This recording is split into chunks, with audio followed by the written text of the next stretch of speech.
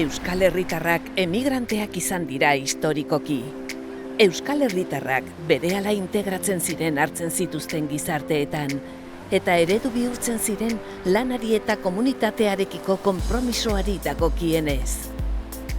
Bihotzean eraman zuten euren herrialdea, eta horregatik edonon zeudela, euren bihotzeko Euskal Herri idealizatua eta bikaina ezartzen saiatu ziren.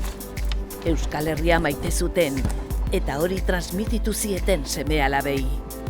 Emigrante horien ondorengoak ere euskaldunak dira, sentimendu hori baitute bihotzean. Ez diote uko egin bizi diren gizarteari, baina badakiten ongo erroak dituzten.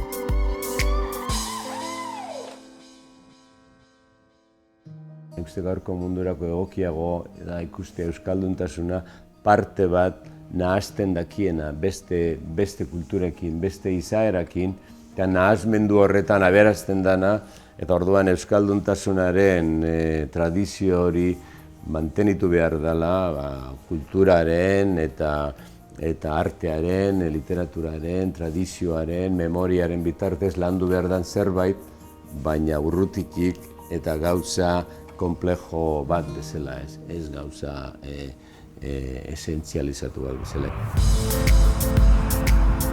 Gaur egun, Euskal emigrante horien ia 10 milioi ondorengo ari dira munduan, beraien hizkuntza eta kultura bultzatzen. Trukeen nazioartekotzeak markatutako garai honetan, eta kontuan hartuta distantzia eta denbora eskalak etengabe aldatzen direla, nola bizi dute Euskal Herritar horiek euren nortasuna? Sé dónde están mis raíces, pero también no dejo que eso me permita disfrutar incluso incorporar aspectos de otras culturas y añadiéndolas a mi identidad, que es en su base vasca, pero y sobre todo me he dado cuenta que en el País Vasco lo tolerante que es la sociedad hacia otras maneras de pensar. No hay una única manera, no hay una manera estándar de tener que ser. Hemen euskaldun jenteekin harremana bailotzen dut, badaukagu WhatsApp talde bat euskal jenteekin euskaraz berbaiteko, betiz dugu gukien aukerarik. Euskal etxean esaten dugu euskaldun izatea dela Euskal Herrixakin lotura bat eukitzea, ezta? Eta hori izan leike euskerakin lotura bat eukitzea, edo euskal hiztuna izatea, edo beste nolabaiteko harreman bat izatea. Ni Venezuelan nengoenean adibidez, han zegoen euskaletxea, Caracaseko euskaletxean. Eta ara juten ginen asteburuero eta oporretan ere, zeren eraikina handia eta polita piztina batekin, frontoi batekin, eta gero gazteok ere geneukan txoko bat, festak antolatzen genituen, eskursioak, konferentziak, politikoak, eta baita maitemindu egiten ginen guren artean.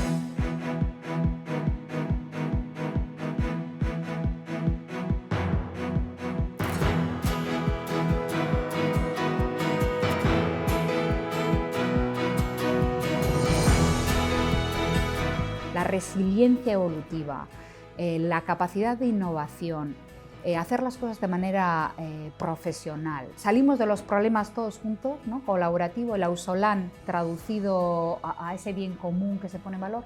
Creo que esas son las marcas, ¿no?, de Euskadi, lo que ante las instituciones europeas se nos distinguen.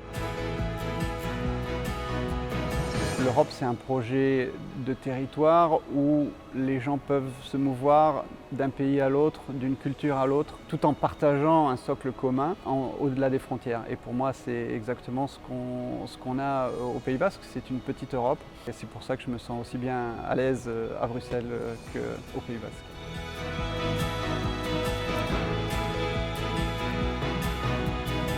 Zientziaren inguruan ere nik uste gauza batzuk egiten nahi diala, Euskadi ere txikia da, igual estatu batutekin konparatuta, bino zientzian inbertitu egin behar da, importantia da, batez ere jakituriaren inguruan eta teknologiaren inguruan sozietate bat bildu nahi baldin badegu etorkizunean. Orduan nik hori da esango nukena, gauza horietan fuerte. Niretzako garrantzitsuna izaten duguna dana talentoaren zirkulazioa. Txarra dana da bakarrik talentoa juten danen, herrialde batetik kanpoa eta etortzen ez danen. Kapitala galdu egiten da eta denborakin pobretu egiten da herrialde bat. Orduan nik uste dute erakundeak eta entrepresak bultzatu behar dute talentuaren zirkulazioa.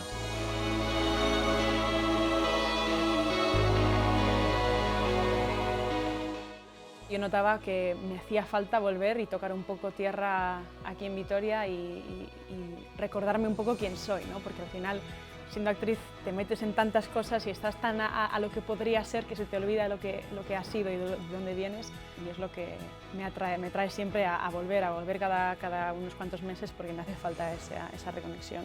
Hay dos injertos que son tan fuertes como mis raíces vascas, 20 años en Tanzania y 30 en Etiopía. Esa mezcla de los tres componentes soy yo.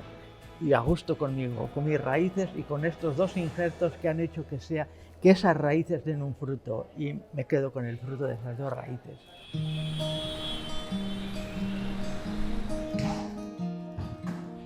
Oso harro hitz egiten dut Euskal Herriko gauzetatik atzerriko jendeari eta indiei azaltzen nien zer da euskera, nondik dator euskera edo nondik ez dakigu nondik datorrela euskera. Juten gazen, holako Euskadiko aeroportu batea, aldeki San Biarritz, Bilbo, Bitxoixa, ez da gustatzen gara askanin, ez? Aterri izaten dugunin, hoixe, gaur hizkuntzin berba etxea. Eta pasajero hoixe eskertzen dabe, batzutan inkluso txaluk botaten dabe, osea, momentu hortan nahiko harro sentitzen zaibizkatez, zeure hizkuntziaz, pasajerokin komunikati, ez bakarrik ingelesez, ero bai. Hasieran pixkat arraru, ez? Gure hizkuntzi da hizkuntza arraru eta esaten da gauze, hizkuntza da, zuek hemen bertoko indizio zari, osertu zari, eta hasieran arraru, ez? Baina gero, zautze juten izen egin, gero konfiantza asko hartzen da dugu, ez? Berbako jentik gazela esatezkue, azken baten esaten bogu golandala, esko izela atzetik eta ibiltza. De alguna manera hemos sembrado algo, yendo cada año allí, yendo a donde la mamá, estando con los tíos. Hemos ido sembrando algo y ahora hoy es el día que dicen, ay, yo voy a ir a Donosti. Tengo que ir a Donosti. ¿Cuándo vamos a ir a Hendaya? Ikusten detena da beti idealizatzen dugu ez daukaguna, ez? Miamin egonean, nahi nun Euskal Herrian egon, eta Euskal Herrian nagonean, nahi Miamin egon, hori beti pasa zaitez. Nik uste dut hemen bizi nitzela eta gaztia bat nitzela nire euskaldun izatien definizio hori askoz zorrotzagoa eta zurrunagoa zela eta denporakin bai zabaltzen hasia.